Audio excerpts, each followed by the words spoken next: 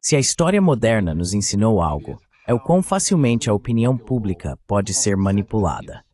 E embora normalmente vejamos isso com preocupação, destaquei em 2005 no meu livro, Construindo a Democracia, que isso também abre a porta para a possibilidade de narrativas positivas serem usadas para imaginar futuros melhores, em vez de futuros mais temerosos.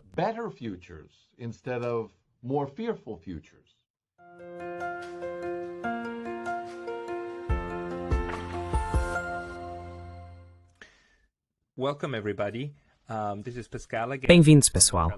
Aqui é o Pascal novamente, do Neutrality Studies, e estou aqui mais uma vez com Nikolai N. Petro, que é professor na Universidade de Rhode Island e autor de A Tragédia da Ucrânia, o que a tragédia grega clássica pode nos ensinar sobre resolução de conflitos, a ser publicado este mês, dezembro de 2022. Nesta segunda parte da entrevista, vamos focar em seu novo livro e nos argumentos apresentados nele. Nikolai, você está publicando essa obra em um momento muito crucial, quando a guerra na Ucrânia parece ter atingido um ponto crítico. Você pode, antes de tudo, nos contar sobre o seu livro? Do que se trata? Dê pra gente uma espécie de resumo rápido da obra.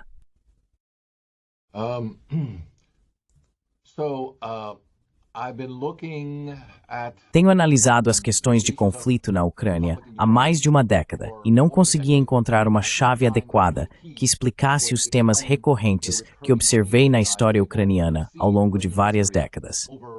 À medida que comecei a analisá-los, eles me pareceram cada vez mais familiares, lembrando-me de um livro que li há algum tempo e que continua sendo um clássico, The Tragic View of Politics, de Richard Ned Lebow. No livro, Lebow analisa a tragédia grega clássica como um mecanismo para entender as relações internacionais, as relações entre estados. Achei isso muito interessante, mas me pareceu também aplicável às relações dentro dos estados. E foi isso que me propus a fazer em relação à Ucrânia.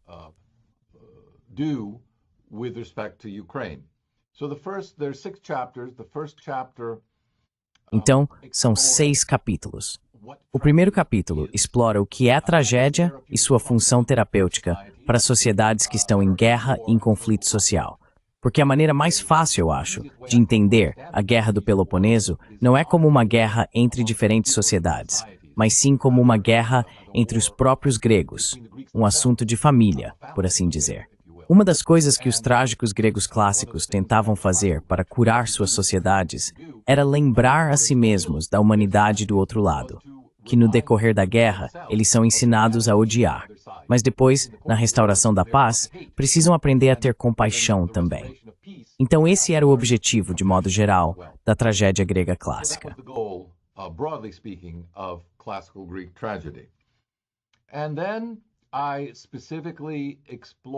Em seguida, exploro especificamente diferentes aspectos do conflito atual na Ucrânia, começando pelas aspirações históricas de independência do país e, em segundo lugar, pelas políticas internas adotadas na Ucrânia desde a sua independência, que foram projetadas para cortar sua relação altamente lucrativa com a Rússia em praticamente todos os níveis.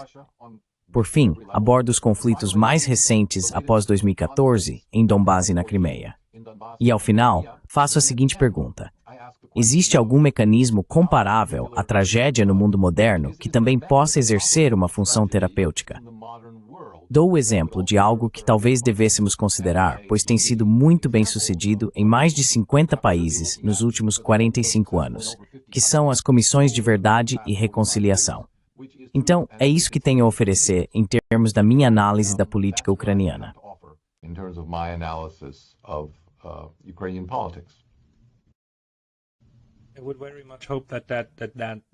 Eu realmente espero que essa visão se torne realidade, porque no momento, acho que a única coisa em que podemos concordar é que a verdade foi jogada debaixo do ônibus. Está realmente muito difícil obter qualquer tipo de informação confiável sobre o que está acontecendo dentro e ao redor da Ucrânia. E o nível de propaganda de todos os lados atingiu novos patamares, na minha opinião. Mas o seu livro, na verdade, tem 6 capítulos, e na parte final você foca na Crimeia, no Donbás, na extrema-direita e, por fim, no que você chama de paz falha. Gostaria de falar sobre esses temas. Talvez possamos começar pela extrema-direita, porque esse é um dos assuntos que, especialmente no Ocidente, é retratado como um ponto de discussão russo. Não há nazistas na Ucrânia, isso é pura propaganda. Mas no seu livro, você realmente escreve sobre a influência política que a extrema-direita tem há décadas. Você pode explicar um pouco sobre isso? Ou quais são as coisas mais importantes para entender sobre a política de extrema-direita na Ucrânia?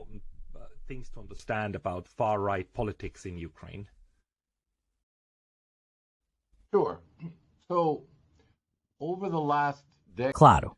Então, na última década, houve pelo menos 60 artigos em grandes jornais ocidentais de língua inglesa sobre o crescimento da extrema-direita e de grupos neonazistas. Vários artigos no The Independent, Newsweek, The Guardian, Reuters, Associated Press, The Daily Beast, The Los Angeles Times, The Nation, para citar alguns. Na imprensa israelense, houve diversos artigos no Jerusalem Post, Haaretz e na revista The Tablet. A questão do crescimento da extrema-direita também foi destacada pela Human Rights Watch, Freedom House, Atlantic Council e pelo Museu Memorial do Holocausto dos Estados Unidos. Não é difícil encontrar essas informações, e elas fazem parte do registro histórico.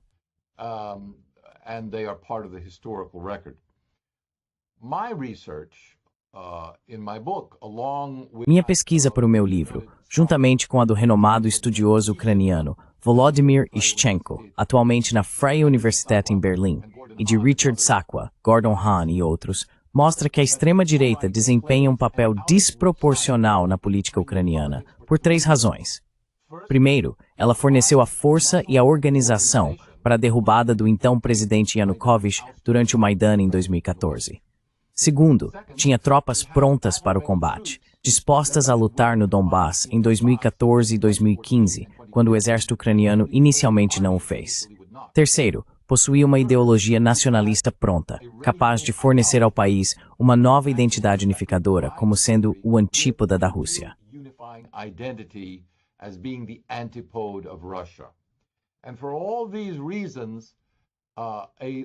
E por todas essas razões, um conjunto de organizações, que era e continua sendo, fora de 3 regiões do oeste da Ucrânia, uma força política marginal, desempenha um papel ideológico e organizacional muito maior no governo ucraniano atual do que seus números sugeririam, justamente porque não estão organizados apenas como um partido político, mas como uma irmandade política, cujo objetivo é transformar a direção da nação como um todo, realmente independentemente do sistema político. Eles não estão tão interessados no sistema político, mas sim em ter influência e a capacidade de direcionar e garantir que o rumo do país permaneça fiel ao objetivo de uma nação ucraniana pura. Eles prosperam no contexto da guerra. A guerra os torna indispensáveis.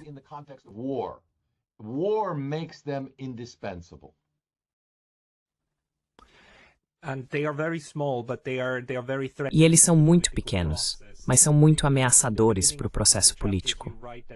No início de um dos seus capítulos, você escreve que todo novo presidente da Ucrânia começa querendo ser o pacificador com a Rússia e acaba se tornando uma nova encarnação de Stepan Bandera, porque é empurrado para a direita por esses pequenos grupos. Você teme que até mesmo alguém como o presidente Zelensky esteja realmente ameaçado por eles? Quero dizer, o senhor Zelensky seria deposto se seguisse em uma direção que não fosse do interesse desses grupos nacionalistas de extrema-direita?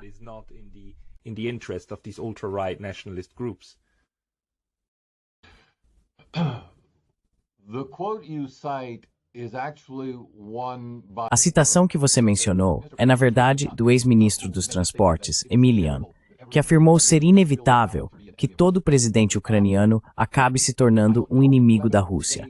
Eu não sei se a extrema-direita conseguiria remover politicamente o presidente, mas essa é uma ameaça explícita que eles vêm fazendo continuamente desde 2014. Se eles têm ou não a capacidade de fazer isso, não sabemos, mas isso faz parte da retórica e da maneira como garantem a lealdade política do regime.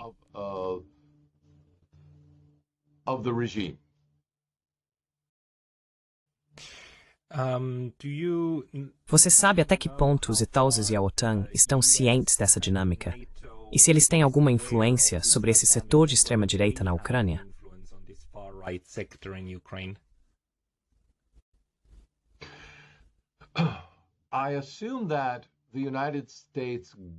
Presumo que o governo dos Estados Unidos, e particularmente o Departamento de Defesa, assim como as instituições da OTAN, estejam bem informados sobre essas organizações, porque seria impossível interagir com as instituições políticas e militares ucranianas sem entrar em contato com elas.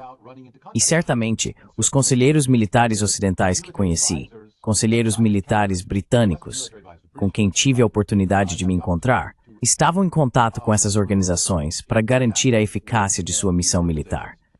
Eles são parte integrante das Forças Armadas ucranianas.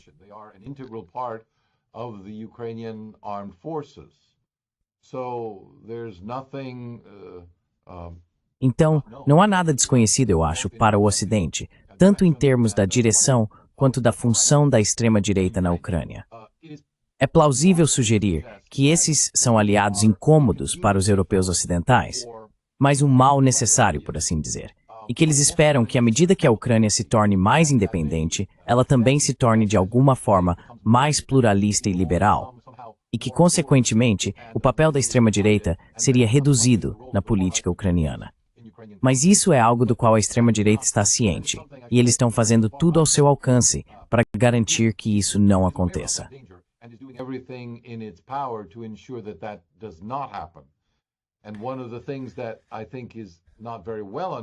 E uma das coisas que acho que não é muito bem compreendida no Ocidente é que, neste momento, a hostilidade da extrema-direita está direcionada à Rússia. Mas, em termos ideológicos, em termos de pluralismo político, em termos da aceitação social dos valores liberais amplamente defendidos no Ocidente, a extrema-direita é tão inimiga do pensamento liberal ocidental quanto qualquer outro, incluindo questões como direitos específicos para minorias sexuais e outras minorias. Isso é algo a que a extrema-direita se opõe veementemente.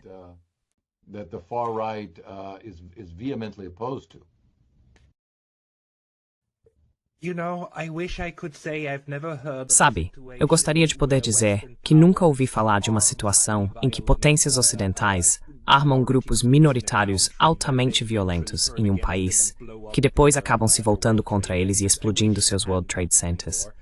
Eu gostaria que isso nunca tivesse acontecido antes. Não sei por que continuamos fazendo isso. Isso me frustra profundamente. Mas talvez eu deva passar para a minha próxima pergunta. Porque no capítulo 5, você fala sobre a Crimeia e o Donbass e faz a seguinte pergunta: não há como escapar da tragédia. Qual é o seu argumento ali? E como você responde à sua própria pergunta nesse ponto?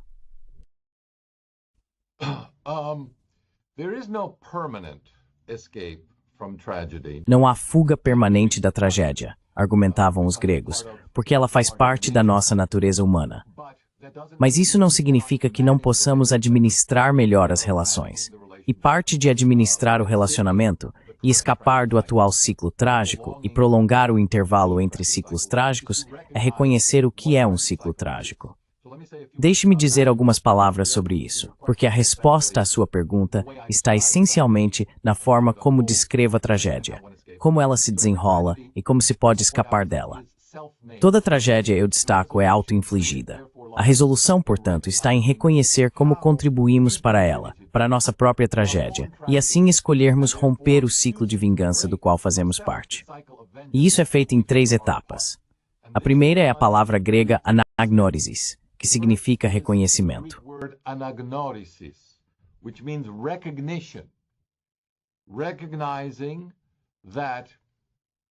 Reconhecer a tragédia significa aumentar a conscientização pública de que a restauração da harmonia social exige o esforço de toda a comunidade, e não de um segmento dela vencendo ou erradicando outra parte da comunidade. A verdadeira harmonia envolve estender a mão àqueles com quem se está em conflito. E para fazer isso, precisamos dar o segundo passo, que é a catarse. Ou seja, purificar a alma do ódio, para que o confronto, motivado pelo nosso ódio, dê lugar ao verdadeiro diálogo. E esse é o passo final. O diálogo, que é uma tentativa de realmente evocar tanto a compaixão quanto o perdão. O verdadeiro objetivo do diálogo é a autotransformação, que permite a formação de um novo relacionamento com o antigo inimigo. Assim, classicamente, isso leva à harmonia social.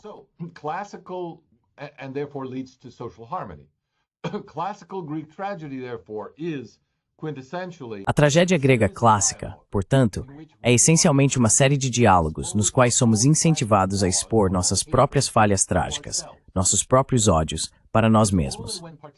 Só quando os participantes percebem o quanto suas próprias ações alimentaram o ódio dos outros é que podem escolher um caminho diferente. Assim, anagnórise, catarse e diálogo levam, em última instância, ao que os gregos chamavam de verdadeira justiça.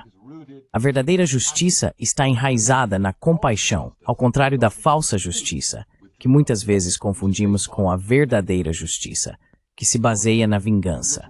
Portanto, o que você deve evitar é a vingança. Em vez disso, o que você deve almejar é a harmonia social, que se baseia nestes objetivos: reconhecer o que você mesmo fez, autoexame e, então, o diálogo para construir um novo relacionamento. and then a dialogue building a new relationship.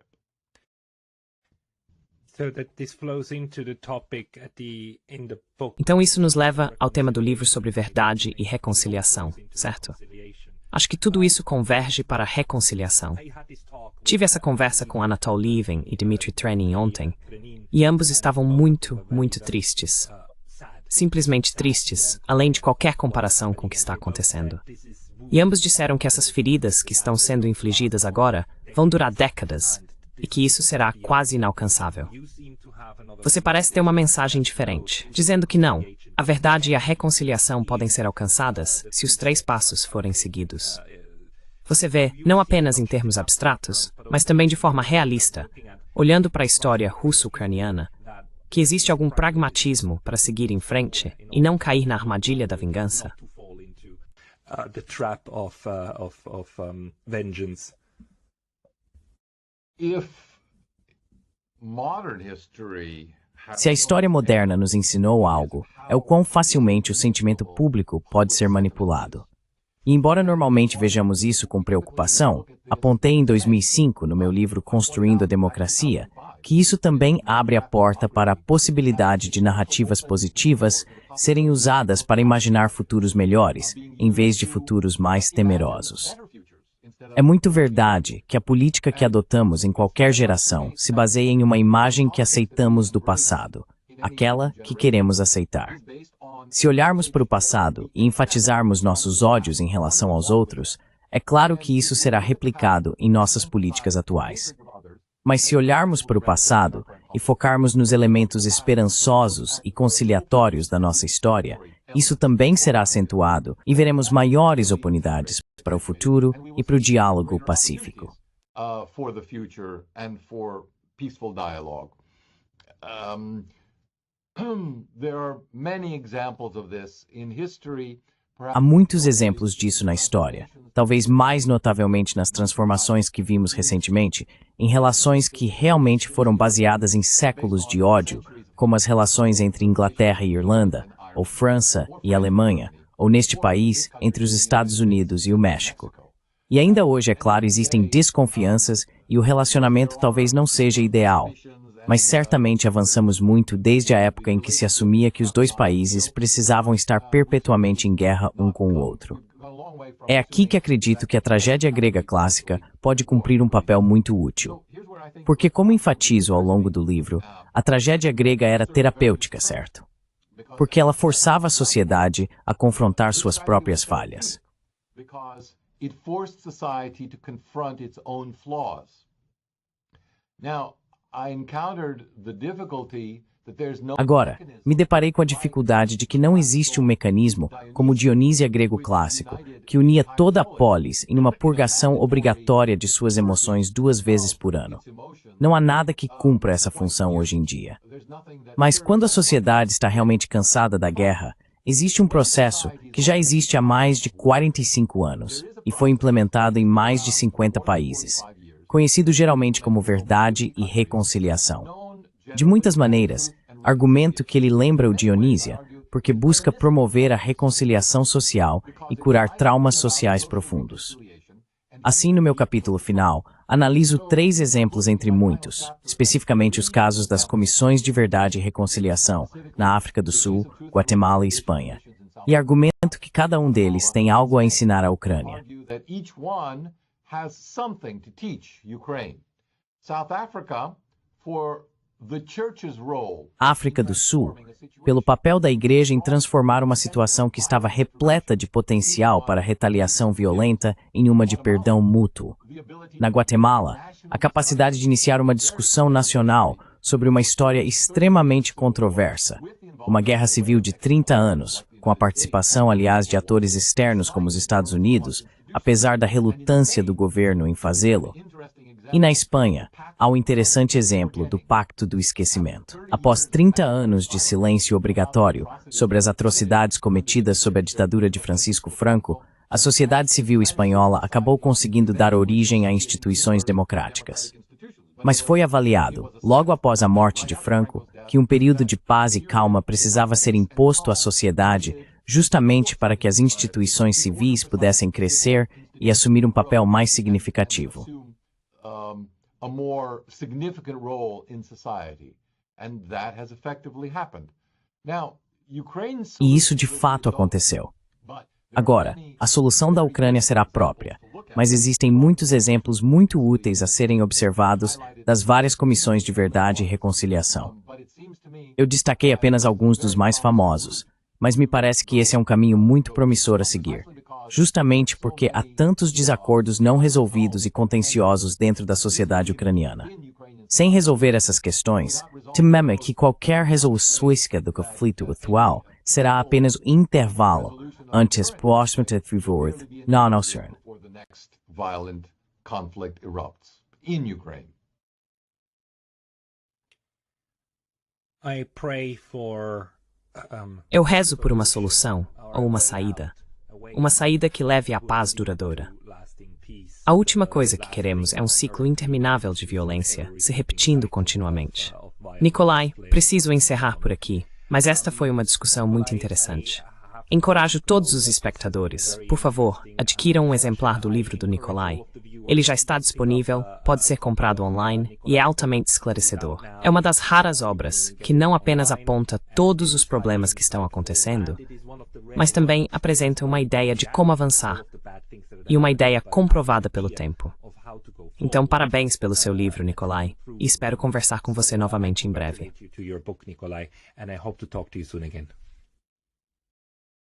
Muito obrigado, Pascal.